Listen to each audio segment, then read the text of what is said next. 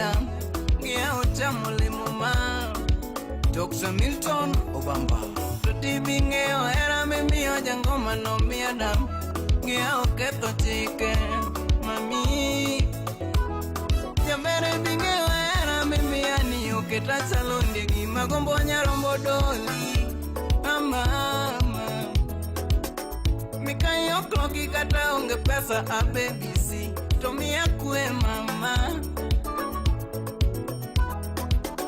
Mikayo kloki kata unge dola nyati joseme Zilungo kachani BBC choknyaku satratibu kacha kwa uokod ambasna wachana ero ambasna chopo kacha nyakuramogi sa apar mar odhiambo sa modo nje weche manyien gibiro ni kacha dimba gai korgwenge ma opogore Ramogi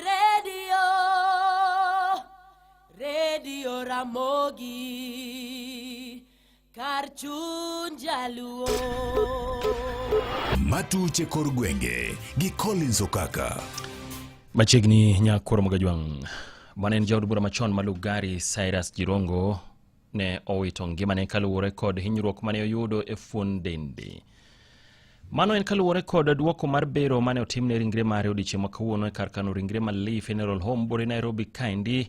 Chenwa bende notelie kod laktar maduong' mar jabero mar sirikal laktar Johansen Oduor kod jobero mamoko mane ochung' e lo familia mar Mosenindo Jirongo.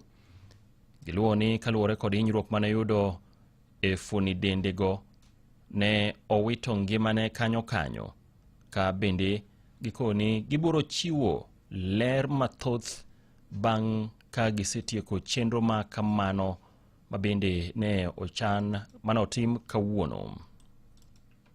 Dr. Joseph Lungo, a pathologist representing the family of the late Cyrus Jirongo. And we have looked at the body of the late Jirongo, and it had multiple injuries. There were multiple fractures. There was a fracture involving the right hand, 2 fractures involving the right hand. There was a crash injury to the chest with multiple ribs fracture. Blunt force trauma is a force from outside that crashed the body. I don't want to speculate because when we talk about blunt force trauma, it can be as a result of a road traffic accident like what we have already been told. But blunt force trauma means force from outside crashing on the body.